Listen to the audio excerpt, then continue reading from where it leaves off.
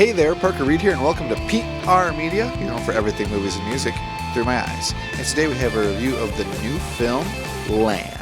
Land is the directorial debut by lead actress Rob Wright and tells the story of a local hunter who brings a grieving lawyer back from the brink of death after she retreats to the harsh wilderness of the Rockies. So going into Land, I was excited to see what Rob Wright would do as a director because I've liked her in a lot of other roles. One of my favorite roles of hers was when she was in Blade Runner 2049 from a couple of years back, so I was excited to see her in a lead role here. And overall, I was just a bit disappointed with Land. After I watched the trailers and after I just got a feel for what the film was going to be about, I knew it was basically going to focus on Robin Wright, who's trying to escape her grief by living up in the mountains, and that's basically what we got here, but it was basically just a surface level look at that. It doesn't really deal with the depression head on. One of the critical mistakes that Land makes, I believe, is not giving us enough to buy into Robin Wright's character. We get like a scene of setup at the beginning, but we don't really know her emotional state. We don't know what she was like before this traumatic event happened to her in her life. So when you're seeing her struggle, you don't really feel for her as much as you want. I liken it to the film Castaway with Tom Hanks. We got to see him before his life was put into shambles and he was isolated by himself on an island. We got to see everything that he was given up. But in this movie, the surrogate for that is just a bunch of flashbacks when she's walking around. You know who these characters are that she's flashing back to, and it alludes to what happened in the past, but that's all you get. The only other bit of character development we have for her is one line at the end of the film. That's all we get. So I didn't really latch on to her, so when she starts to struggle in the wilderness, I didn't feel for her as much. And it's ironic that this movie references Star Wars a couple of different times because she pulls a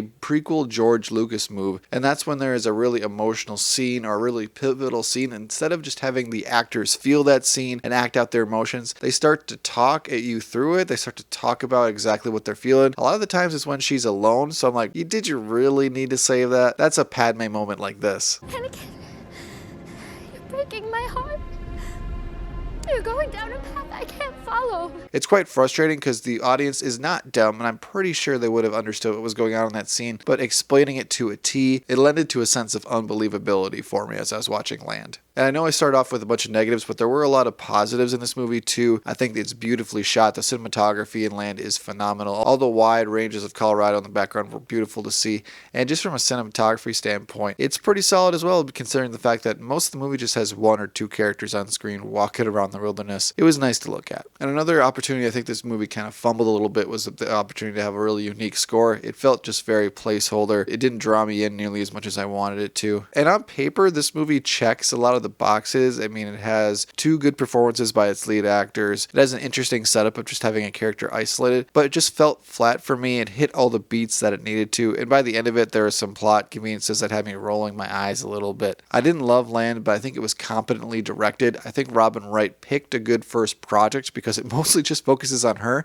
so there's not a lot to direct. There weren't a lot of moving parts for her to handle, but I can't help shaking the feeling that I just don't want to watch this movie again. I've seen better versions of this movie before, and it just didn't stand out to me. So my final rating for Land is a solid 5.5 out of 10. It is a movie I think you could check out if you just don't have anything to watch, but I wouldn't recommend it if this wasn't pandemic times. It just was pretty disappointing for me. Thank you so much for watching this video. If you liked what you saw here, you can check us out on Facebook or Instagram, and like, comment, and subscribe if you so choose. My name is Parker Reed. You've been watching PR Media. Keep supporting physical media, and I'll see you next time.